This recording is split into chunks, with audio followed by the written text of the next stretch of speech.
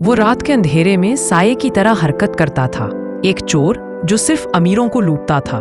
न कोई रहम, न कोई पछतावा।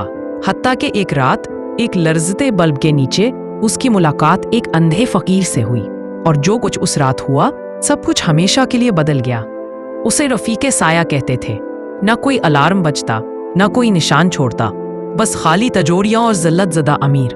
वो लालच की वजह से लोगों को नहीं लूटता था, बल्कि इंसाफ के नाम पर लूटता था।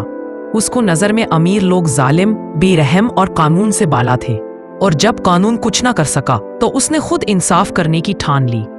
हर महल जो उसने लूटा, हर तजोरी जो खोली, वो खुद को जदीद दौर का रॉबिन हुड समझता। मगर एक फर्क था, रॉबिन हुड गरीबों को देता था, रफीक सब कुछ खुद रख लेता था। उसका उसूल था, अमीर को लूटो, किसी पर यकीन न करो। ना कोई फकीर की इल्तिजा उसे मुतासिर करती, ना कोई दुख भरी कहानी। उसका मानना था, जब मैं भूखा था तो दुनिया ने मेरी मदद नहीं की, तो मैं किसी और की क्यों मदद करूं। मगर किस्मत सबसे सख्त दिल को भी आजमाना जानती है, और एक रात बारिश में यही हुआ। रफीक एक तंग गली से गुजर रहा था कि एक मध्यम आवाज ने उसे रोका। बूढ़ी, कमजोर मगर पुरसकून आवाज। वो रोका।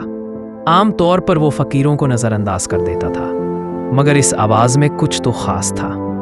ये इल्तजा नहीं थी, बल्कि वकार था। ऐसा वकार जो सब कुछ खोने के बाद भी अपनी रूह को थामे रखता है। उसने सोने का सिक्का फकीर की तरफ फेंका और चलता बना। उसके लिए वो सिक्का कुछ भी ना था, मगर जब अगली रात वो वहां से गुजरा, फकीर गायब था और सिक्का वहीं पड़ा था, और उसके नीचे एक नोट लिखा रखा था।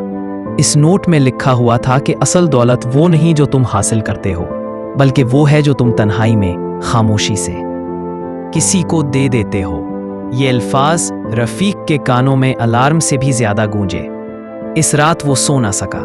उसे अपना बचपन याद आया, बचपन की वो भूख, सर्दी और तन्हाई जो वो कभी भी नहीं भूल सकता था।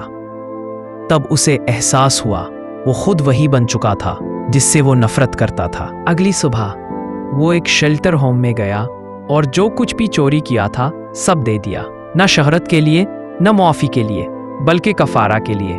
किसी ने उसका चेहरा कभी नहीं देखा, मगर शहर के गरीब इलाकों में चुपके चुपके मदद पहुंचने लगी।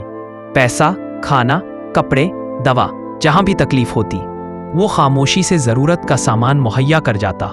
ना कोई तकरीर, ना दिखावा, बस अमल, खामोश लेकिन ताकतवर।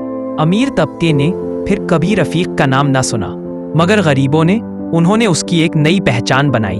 वो कहलाने लगा मुल्कुर रहमा, रहम का फरिश्ता। वो अब भी एक साया था, मगर अब उसकी मौजूदगी खौफ नहीं, सुकून छोड़ती थी, मायूसी नहीं, उम्मीद छोड़ती थी।